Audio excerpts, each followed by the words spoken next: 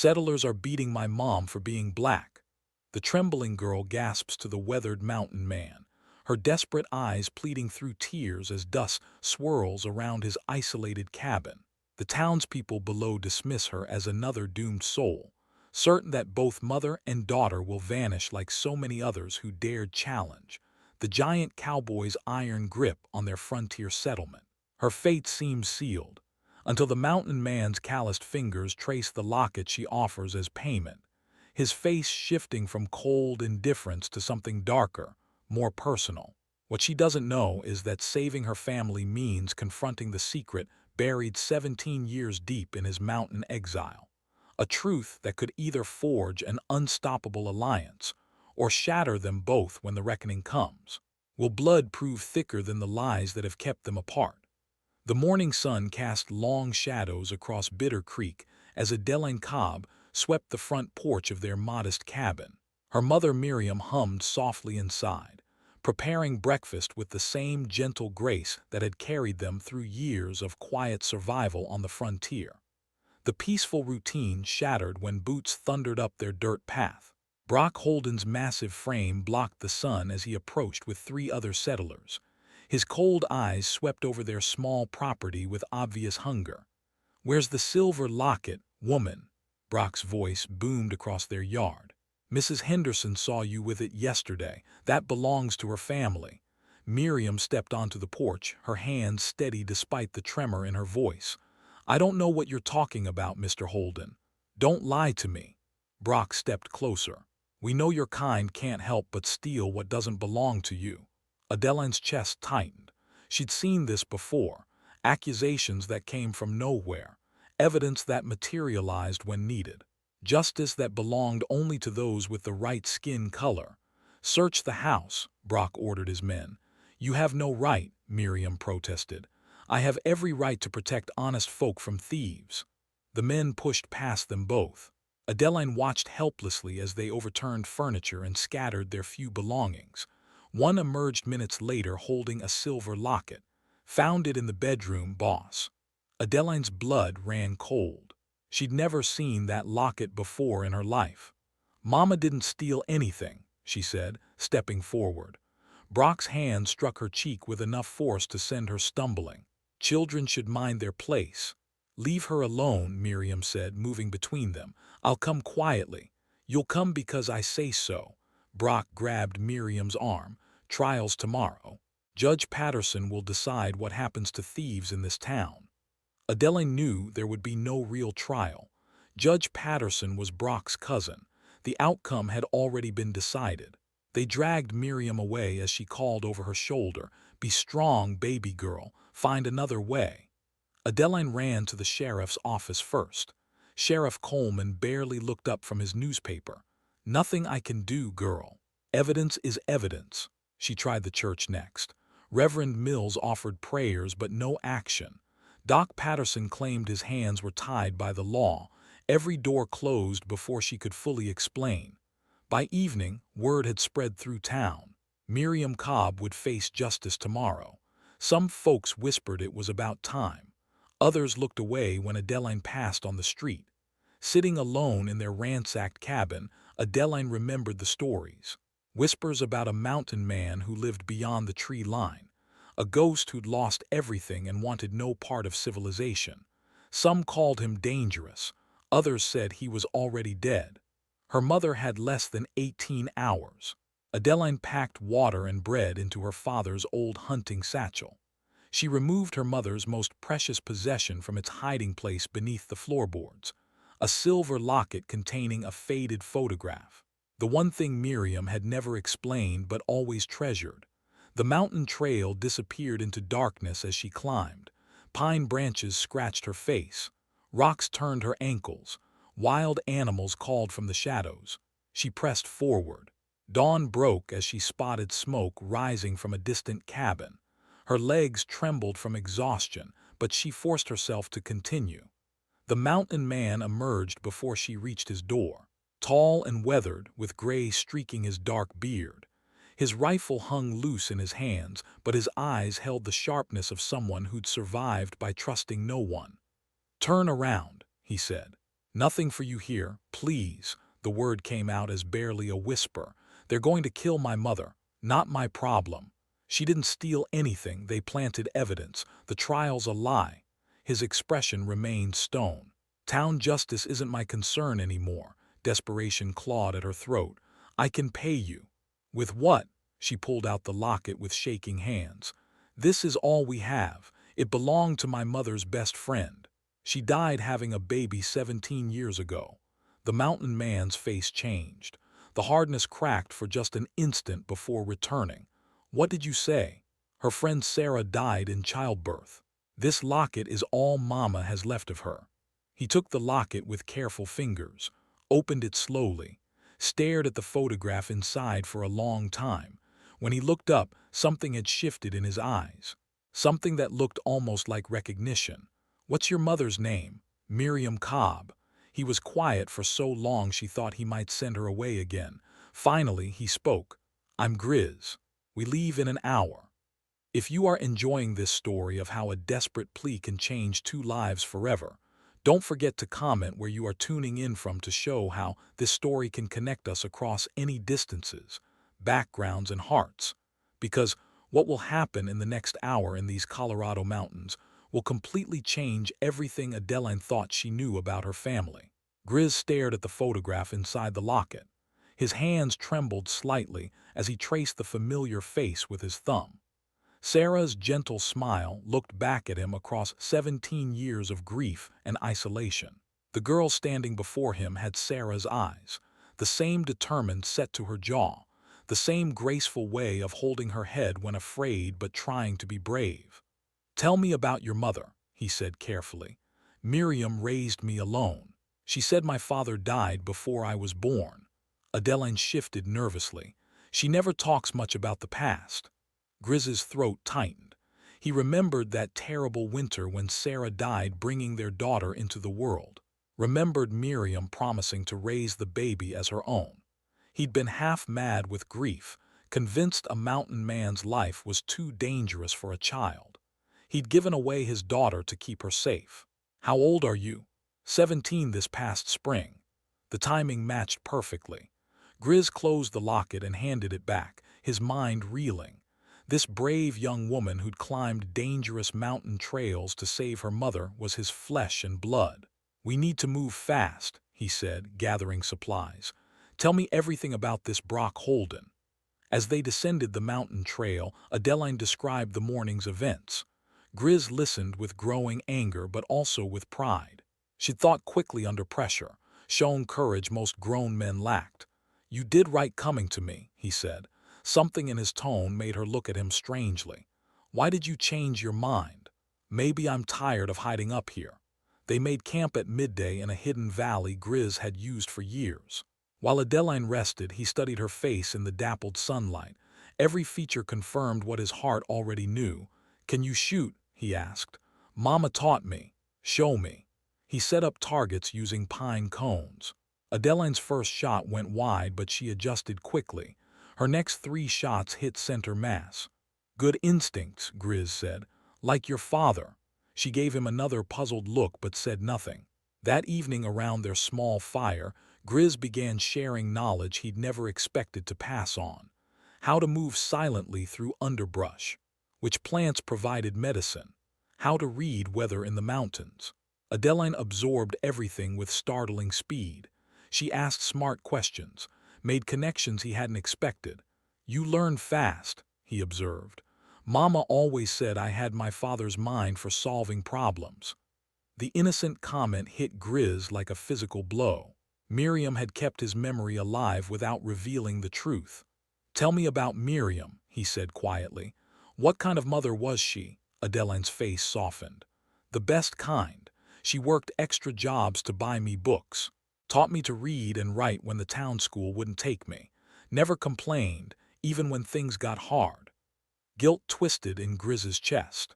Miriam had raised his daughter with love and sacrifice while he'd wallowed in self-pity on his mountain. She sounds like a remarkable woman. She is. That's why we have to save her. The next morning they began reconnaissance. From a ridge overlooking Bitter Creek, Grizz studied the town through his spyglass. Brock's men patrolled in pairs. The jail sat in the center of town with clear sight lanes in all directions. "Frontal assault won't work," he muttered. "What about the old mine shaft?" Adeline pointed to abandoned workings behind the jail. "Mama and I explored it once. There's a tunnel that runs close to the jail's foundation." Grizz examined the area more carefully. The girl was right. A perfect approach route that locals might not even remember. Smart thinking. They spent the day planning. Grizz shared tactical knowledge while Adeline contributed detailed information about the town's layout. Working together felt natural, instinctive, like father and daughter. That evening, as they prepared their equipment, Adeline asked the question that had been building all day. "Why are you really helping me? You don't even know us." Grizz looked into her trusting eyes. The urge to tell her the truth nearly overwhelmed him. But this wasn't the time. Not with Miriam's life hanging in the balance. Sometimes doing right doesn't need a reason. They moved under cover of darkness. The mine tunnel proved exactly as Adeline had described. Narrow but passable. It emerged in the jail's basement through a gap in the stone foundation. Grizz went first, testing each step. Adeline followed silently, her earlier training already showing results. The basement was empty except for storage. They crept up wooden stairs toward the cell level. Miriam sat in the single cell, her head bowed in prayer. "Mama," Adeline whispered. Miriam's head snapped up. Her eyes widened with a mixture of relief and terror. "Baby girl, you shouldn't be here. We're getting you out." Grizz worked on the cell lock with tools from his pack. Simple mechanism. Poorly maintained, it clicked open within minutes. That's when boots thundered on the front steps. "Someone tipped them off," Grizz growled. The front door exploded inward. Brock Holden filled the doorway with 3 armed men behind him. "Well, well. The mountain ghost comes calling." Grizz pushed Adeline and Miriam behind him. His hand moved to his gun, but 4 weapons were already trained on them. "Smart money says you won't risk the women," Brock sneered. Smart money would be wrong. But even as Grizz spoke, he knew they were trapped. The basement route was their only exit, and Brock's men were already moving to block it. His daughter's life hung in the balance. The daughter he just found and might lose again before she ever learned the truth. The daughter who was about to watch her father face impossible odds. Grizz counted 4 guns against his 1. Bad odds with civilians to protect.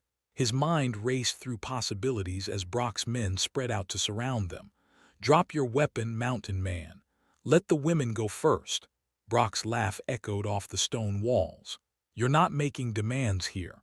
Adeline stepped forward before Grizz could stop her. "Mr. Holden, please, my mother never stole anything. Evidence says otherwise." "What evidence?" "That locket you planted in our house." Brock's smile faltered for just an instant, long enough for Grizz to catch it. "Careful, girl. Accusations like that could get you in trouble.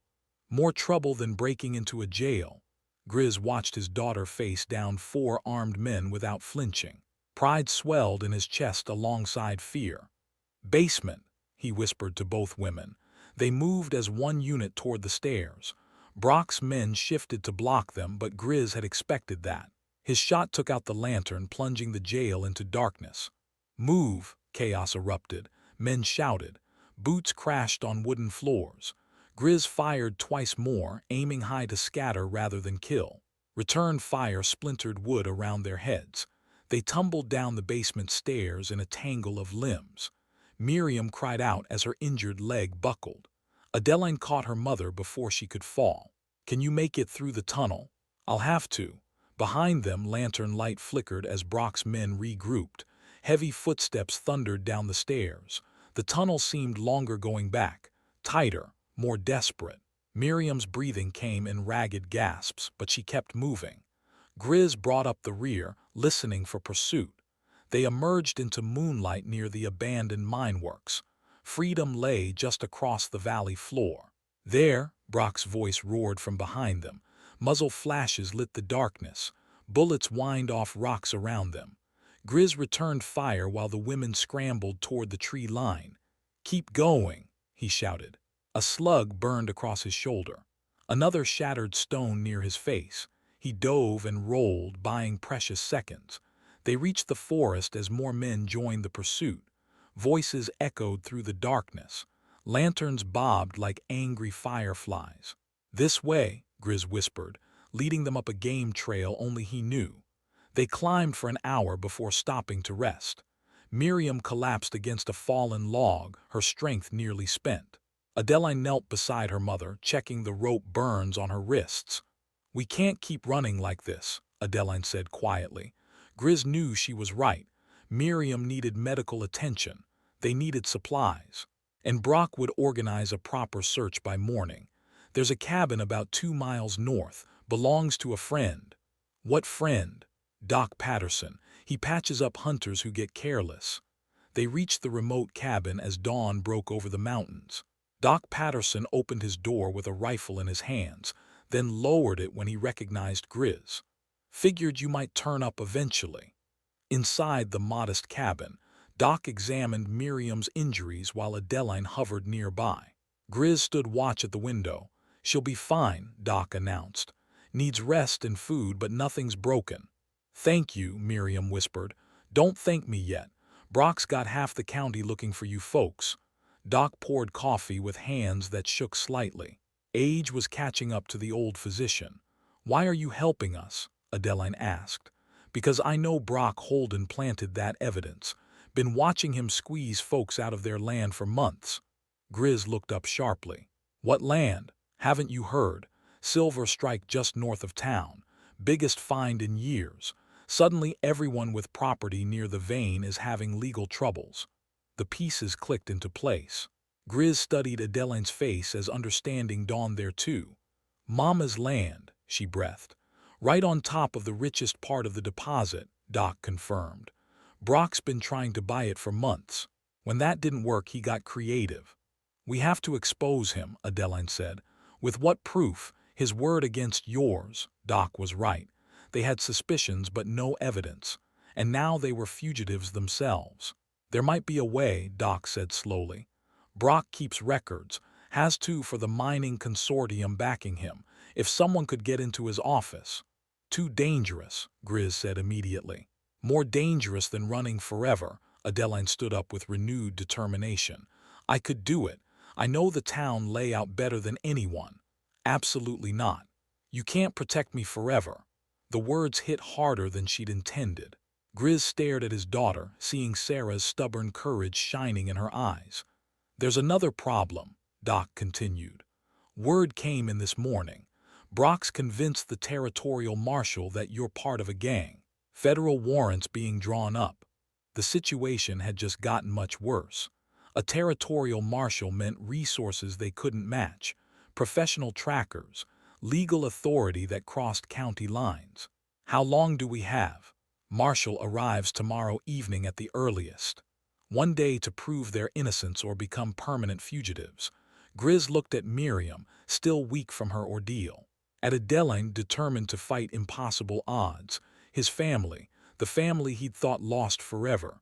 "We'll need help," he said finally. "I know some folks who might listen," Doc offered. "People who have had their own troubles with Brock's operation." "What kind of people?" "The kind who understand what it means to have someone powerful try to take everything you've worked for." Outside, voices drifted through the morning air. Searchers were getting closer. "Decision time," Doc whispered. Grizz checked his rifle one more time. They could keep running.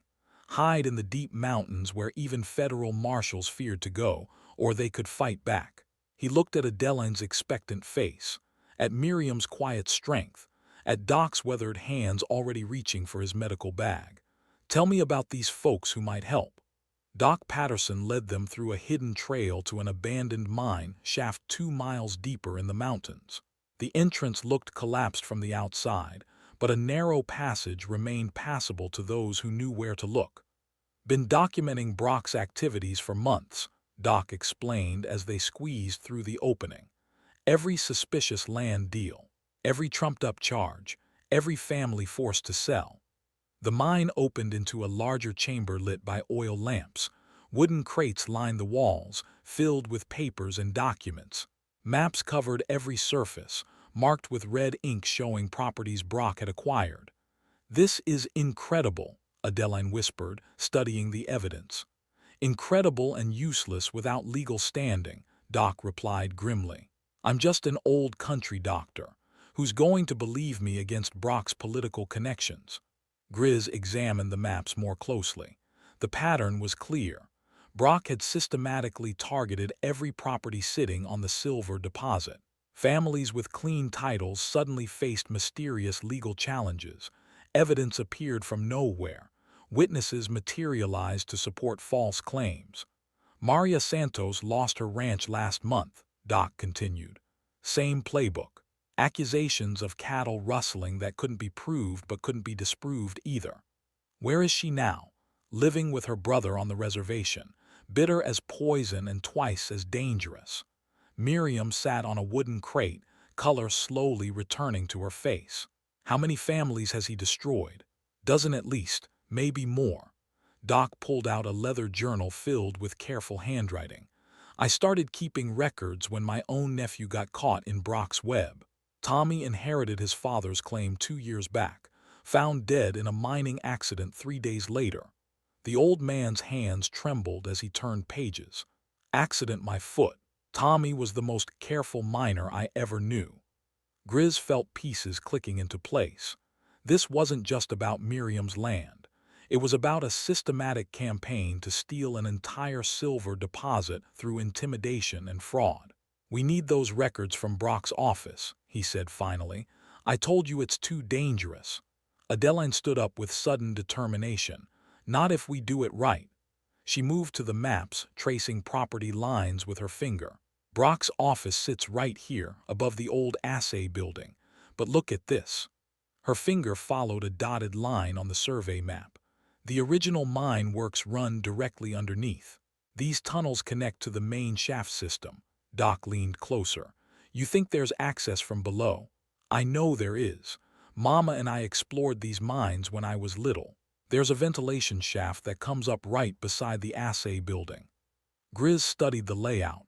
Dangerous but possible, if they could get in and out without being detected. "What about guards?" "Brock keeps 2 men at his office during the day, none at night.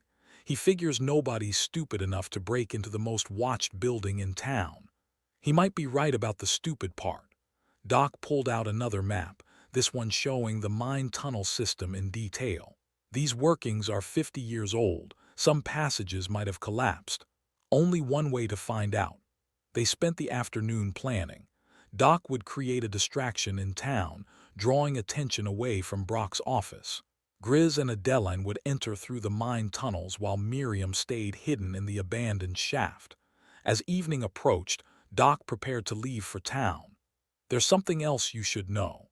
Maria Santos isn't the only one looking for payback. Half the Mexican families in the valley have grudges against Brock's operation. Can they be trusted? More than most white folks around here." After Doc left, Grizz sat with Miriam and Adeline around a small fire. The family he'd given up 16 years ago, finally together again. "There's something I need to tell you both," he said quietly. Miriam looked up from the soup she was warming. Something in his tone made her go very still. "I know about Sarah," she said softly. Grizz blinked in surprise. "You know?" "I've always known. You think I couldn't see it in your face when you looked at that locket? The way you've been watching Adeline like she's the most precious thing in the world." Adeline glanced between them, confusion clear in her eyes. "What are you talking about?" Miriam reached over and took her daughter's hand. "Baby girl, this man is your father." The words hit Adeline like a physical blow. She stared at Grizz, seeing him with completely new eyes. The protective instincts, the way he'd taught her survival skills with patient care, the familiar features she'd never thought to question. "My father died before I was born."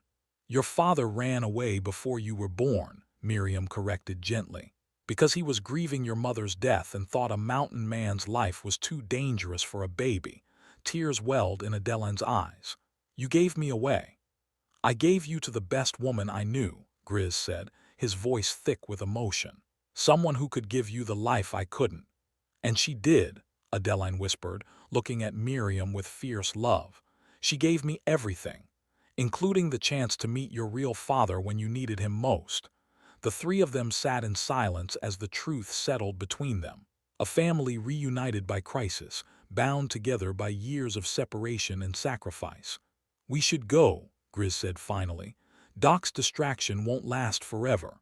Adeline wiped her eyes and stood up. "Let's go get those records." Together, together. Father and daughter descended into the mine tunnels as Miriam watched from the entrance. The passages were narrow and treacherous, but Adeline navigated them with confidence born of childhood exploration. They emerged through a rusted grate beside the assay building just as church bells chimed 9 o'clock.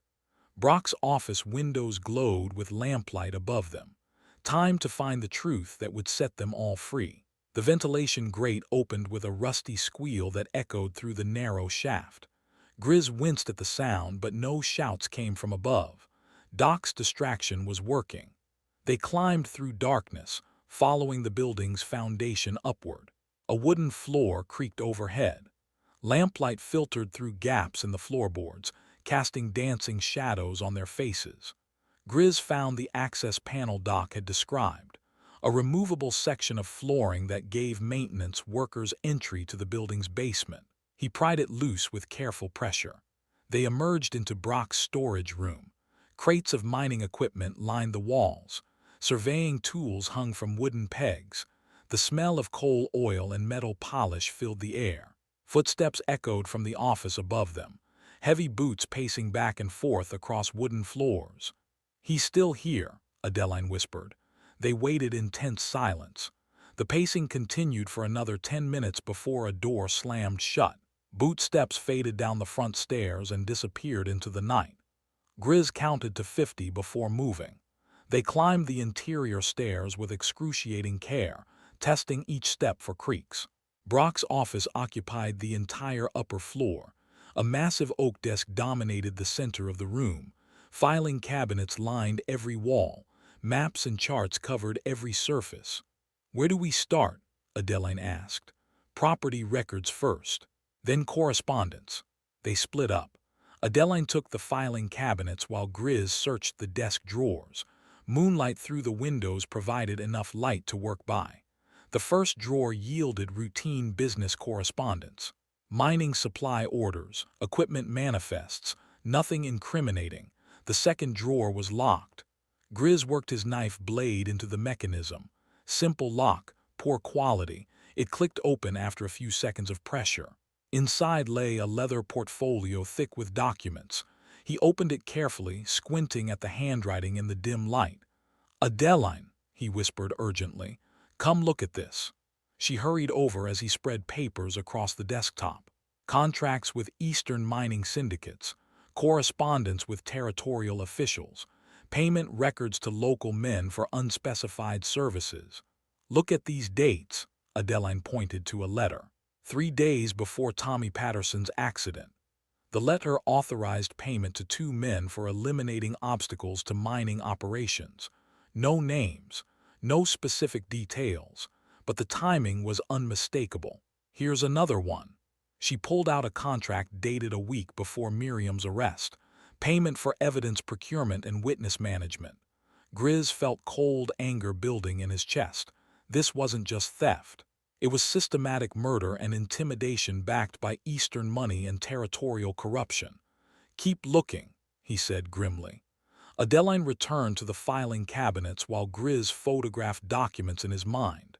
Every detail, every signature, every damning piece of evidence. "Papa," she whispered from across the room, "you need to see this." The word hit him like a physical blow. Papa. His daughter had called him Papa. She stood before an open cabinet, her face pale in the moonlight. "These aren't just land records." Grizz joined her at the filing cabinet. Inside were surveys and legal documents covering thousands of acres. Not just the silver deposits around Bitter Creek, but vast stretches of territory extending north into the mountains. "This is reservation land," Adeline breathed. The documents confirmed her suspicion. Treaties and boundary surveys showing traditional Crow Nation territory. Maps marking mineral deposits across the entire region. correspondence with federal officials about relocating tribal populations. They're planning to steal everything, Grizz said quietly. A loose paper fell from one of the files.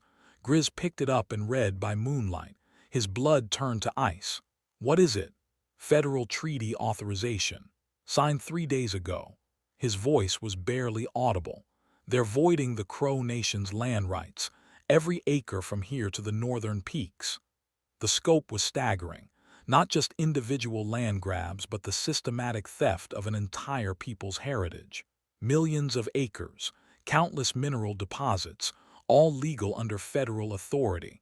We have to warn them, Adeline said. First, we have to survive long enough to get this evidence out. They gathered the most damning documents and prepared to leave. But as they reached the stairs, voices echoed from the street below. Check the office again. Someone's been asking questions. Brock's voice. He was returning with at least 2 other men. Grizz and Adeline froze on the staircase. The basement route would take too long. They'd be trapped before reaching the mine entrance. Window, Grizz whispered. They crept back into the office as the front door banged open below. Boots thundered on the lower stairs. The office window faced a 20-foot drop to the alley behind the building. Dangerous but survivable. I'll go first, Grizz said. No, I'm lighter, less likely to make noise. She was already climbing through the window frame. Grizz watched his daughter lower herself by her fingertips before dropping into the shadows below. She landed hard but rolled to absorb impact, a technique he'd taught her just days before. Someone's been here, Brock's voice boomed from inside the office. Grizz dropped through the window as lamplight flooded the room above. His landing was less graceful, sending pain shooting through his injured shoulder. They ran through back alleys toward the mine entrance. Behind them, shouts erupted from Brock's office. Lanterns appeared in windows throughout the town. There, in the alley, gunshots shattered the night. Bullets sparked off stone walls around them. They reached the mine entrance as pursuit closed in. Squeezed through the narrow opening just as torchlight appeared at the alley mouth. In the main chamber, Miriam waited with Doc Patterson and 3 other people Grizz didn't recognize. A Mexican woman with fierce eyes, 2 weathered men who looked like displaced miners. Maria Santos, the woman introduced herself simply. Doc says you found proof. Grizz spread the stolen documents across a wooden crate. More than proof, evidence of a conspiracy that goes all the way to Washington. Maria's eyes widened as she read the treaty documents. They mean to take everything. Not if we stop them first. How? We're fugitives hiding in a mine shaft. Adeline stepped forward, her face set with determined resolve. Tomorrow is Founders' Day. The whole town celebrates in the square. Territorial Judge Morrison will be there for the ceremony. So will Brock and half his men. Exactly. She looked around the group with growing confidence. What better place to present evidence to a federal judge? In front of the entire town where everyone can hear the truth, Doc Patterson stroked his beard thoughtfully. Risky, but it might work. It has to work, Grizz said quietly. It's our only chance. Outside, torches flickered as search parties combed the mountainside. Time was running out. But for the first time since this began, they had real hope, and a plan that might actually save them all. Founders' Day dawned bright and clear across Bitter Creek. The town square filled with families carrying picnic baskets and children clutching penny candy. Red, white, and blue bunting decorated every storefront. A wooden platform stood ready for speeches and ceremonies. Territorial Judge Morrison arrived precisely at noon, his black carriage cutting through the crowd. A distinguished man with silver hair and sharp eyes that missed nothing. Behind him rode 2 federal marshals, their badges glinting in the sunlight. Brock Holden worked the crowd like a politician, shaking hands and slapping backs. His men positioned themselves strategically around the square, watching for any sign of trouble. From their hiding spot in Doc Patterson's clinic, Grizz watched through drawn curtains. The documents lay spread across the examination table, each piece of evidence carefully organized. Judge Morrison has a reputation for honesty, Doc whispered. If anyone will listen to the truth, it's him. Getting to him is the problem, Maria Santos replied grimly. Brock's men are everywhere. Adeline studied the crowd with calculating eyes. The ceremony starts at 2. That's when Judge Morrison takes the platform for his speech. Perfect time for a public presentation of evidence, Miriam said quietly. She'd insisted on joining them despite her injuries. Also perfect time for Brock to silence us permanently. Grizz checked his rifle one final time. They'd have one chance. If they failed, the conspiracy would bury them along with the evidence. At 1:45, they began moving toward the square. Doc went first, his medical bag providing cover for the most important documents. Maria followed with her 2 companions, blending into the crowd of Mexican families. Grizz and his family waited until Judge Morrison climbed the platform steps. Then they emerged from 3 different directions, converging on the speaker's area. Citizens of Bitter Creek, the judge began, his voice carrying across the packed square. We gather today to celebrate the pioneering spirit that built this community. Polite applause rippled through the crowd. Children played at the edges while adults listened with half attention. Your town represents the best of American expansion: hard work, honest dealing, respect for law and property. Brock Holden stood near the platform, beaming with satisfaction. His vision of a respectable public image was playing out perfectly. That's when Adeline stepped forward. "Judge Morrison," she called out in a clear voice, "I have evidence that contradicts those noble words." The crowd stirred. Heads turned. Brock's smile vanished as he spotted her. "Young lady, this is neither the time nor place for interruptions. With respect, Your Honor, this is exactly the right time and place." Grizz emerged from the crowd on the judge's left side. Doc Patterson approached from the right. Maria Santos and her companions formed a protective circle around the platform. "What is the meaning of this?" Judge Morrison demanded. Adeline climbed the platform steps with documents in her hands. Evidence of systematic fraud, intimidation, and treaty violations orchestrated by Brock Holden and his Eastern Syndicate. The crowd erupted in shocked murmurs. Brock pushed forward, his face flushed with anger. "Don't listen to her. She's a wanted fugitive, a thief and a liar." "Then let the evidence speak," Adeline replied calmly. She handed the first document to Judge Morrison. Property seizure records showing a pattern of fabricated charges against families sitting on silver deposits. The judge examined the papers with growing interest. "These appear to be authentic legal documents." "Stolen from my office by criminals," Brock shouted. "Probably forged." Doc Patterson stepped forward. "Your Honor, I've been documenting Mr. Holden's activities for months. Every suspicious death, every fraudulent land grab, every family destroyed by trumped-up charges."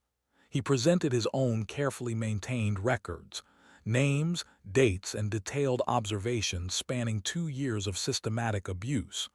"This is preposterous," Brock snarled. "Are you going to believe the word of criminals over respected citizens?" "I'm going to examine the evidence," Judge Morrison replied sternly. Grizz moved closer to the platform as Brock's men began closing in. Their hands rested on gun grips. Violence hung in the air like summer lightning. "There's more, Your Honor," Adeline continued. "Evidence of a conspiracy to void federal treaties with the Crow Nation. Millions of acres of protected land marked for illegal seizure." She presented the treaty documents they'd found in Brock's safe. Judge Morrison's face darkened as he read. "These bear federal seals. If authentic, they represent criminal conspiracy at the highest levels." "They're authentic," a new voice called from the crowd. Chief Running Bear of the Crow Nation stepped forward with 3 tribal elders. Their presence sent a ripple of surprise through the gathered townspeople. "We received word of this conspiracy 3 days ago.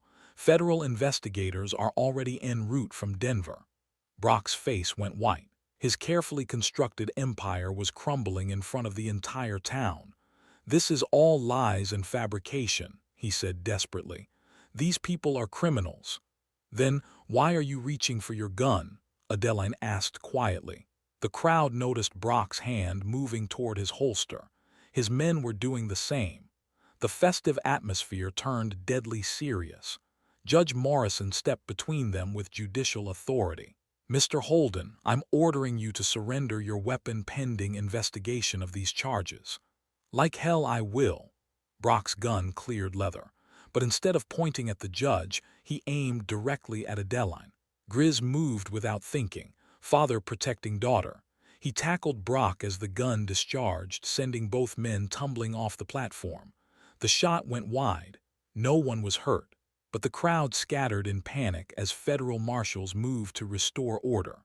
When the dust settled, Brock Holden sat in shackles while Judge Morrison examined the evidence with methodical precision. "These documents appear genuine," he announced to the reassembled crowd. "Federal charges will be filed immediately."